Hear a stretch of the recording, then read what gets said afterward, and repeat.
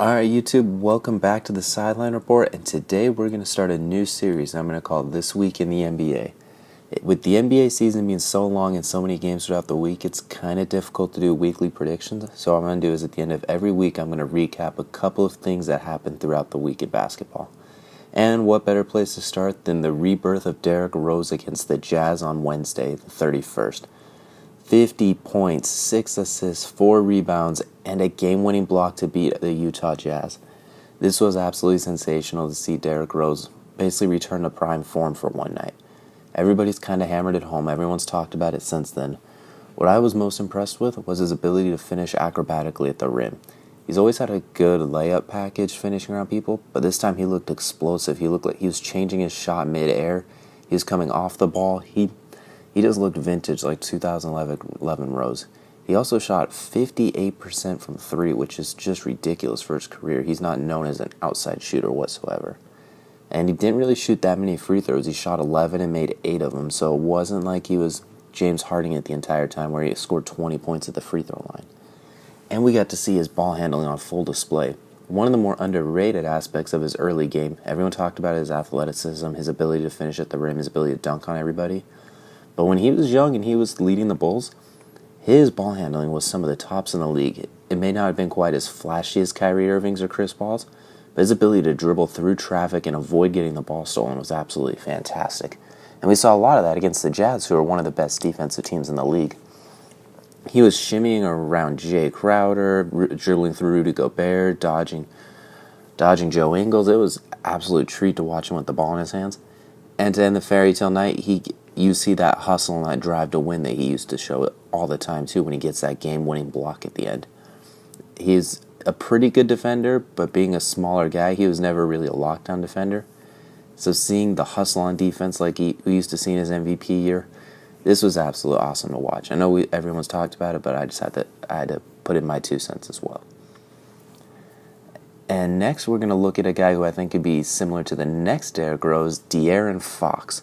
I picked him as my most improved player coming into this year, and he is not disappointed, notching up his first triple-double with a 31, 15, and 10 night against the Atlanta Hawks. Granted, it is the Atlanta Hawks, but they still scored 146 points on that team.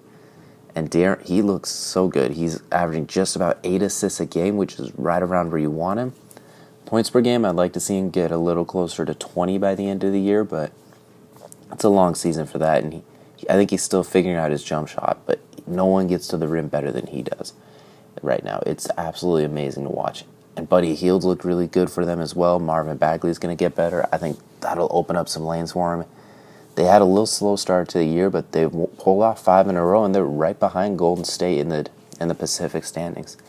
I have absolutely no faith that they're going to win that division, nor do I really think they're even going to get to the playoffs, but I think they'll be one of those teams that can maybe ruin it for those 6 guys fighting for the 6th, 7th, 8th seeds. Like maybe they can drop the Lakers down 1 spot, something like that. I think they could just kind of be a pest for some other teams.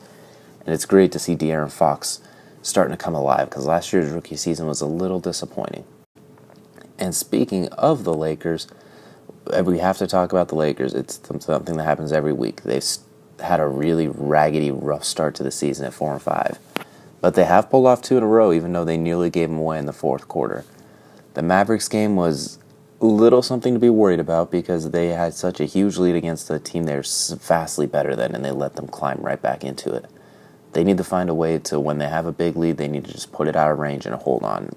They need to find a way to defend better. It's just too easy for teams to come back on them. What I did like was against the Trailblazers in that 4th quarter, they put their foot down and they kept the Trailblazers from rallying back. We all know 4th quarter is Dame time, and even though the Blazers did kind of go on that run, you know it's going to happen. The Lakers leading by I think it was 18, 20 points in the 4th quarter. You knew they were going to come back some. You knew what was going to happen.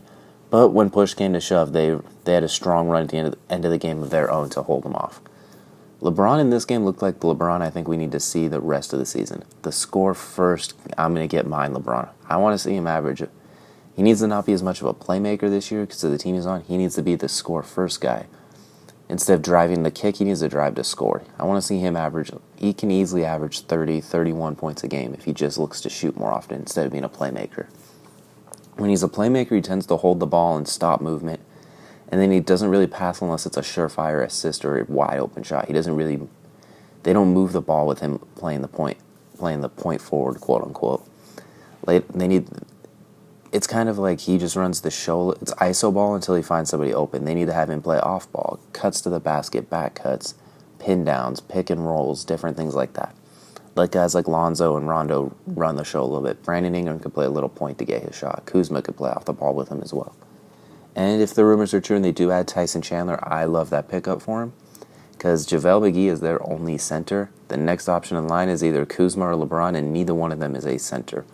When he's at center, LeBron doesn't really show an interest in rebounding, and he's just too small. He's going to get banged on by the bigger guys, and like Jokic, Embiid, those kind of guys. And Kuzma's just not thick enough. He's a pretty big guy, but not to be playing center, so I really like this Tyson Chandler addition for them as well. We take a look at arguably the best team in the league right now, the Denver Nuggets. Coming off a huge win over the Jazz, and it's not just that they won, it's that they dominated them. They scored over 100 on the Jazz and kept them to 88. This is a very unique team to watch. Like, I expected them to be one of those teams that was like an 8th seed, maybe first team left out, but they look really, really good so far. Gary Harris is averaging 19. Jamal Murray can get you 15 to 20 any night. Jokic is their leading assist man with 7.7 assists and leading with field goal percentage. He's one of the best rebounders in the league. They're 4th in total rebounds. They're one of the better defensive teams, surprisingly. They're 3rd as far as points allowed so far.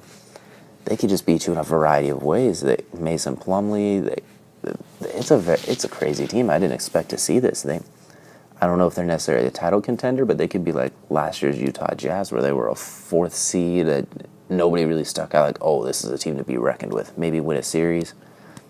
They've had some really good games. Their only loss was, ironically, to the Lakers. They beat a lot of good teams. And Jokic I think he's an underrated superstar. He's a point center is how it almost feels, and it's weird to say because he can rain in threes. He's their leading assist guy, one of their better rebounders, and he can score 30 any given night. I think this Nuggets team, everyone kind of talked about it. I wasn't as high on the bandwagon, but they could be something to watch out for. And in that division, it's a really good division: Utah, Minnesota, Oklahoma City, and Portland. I think Portland has the guards with them, but I don't know what their front court can do against this kind of team. Oklahoma City, not sold on. I don't really like how that team's playing. Minnesota, that's a catastrophe. Utah, I think as a team, they're going to have a bit of a sophomore slump this year, along with Donovan Mitchell. They'll probably have better numbers, but they won't have the wins or the results, I don't think. They didn't really change a whole lot, and I think they need a little more firepower is all. But this Nuggets team, I'll go back to them. It's just wild to see them. They don't really have anybody that you have to worry about besides Jokic. Like, Millsap was kind of a cast-off. Plumlee was a cast-off. Jamal Murray was, I'm not going to say he was an afterthought, but no, I don't think anyone quite saw this coming. Gary Harris is their leading scorer. This is a team to be reckoned with, and I think I'll be talking about them for a few more of these to come. All right, well, that's it for this week in the NBA. We'll probably touch on some other teams next week, just depending on what happens. Thanks for tuning in. Feel free to subscribe and like if you like the video. Okay, bye.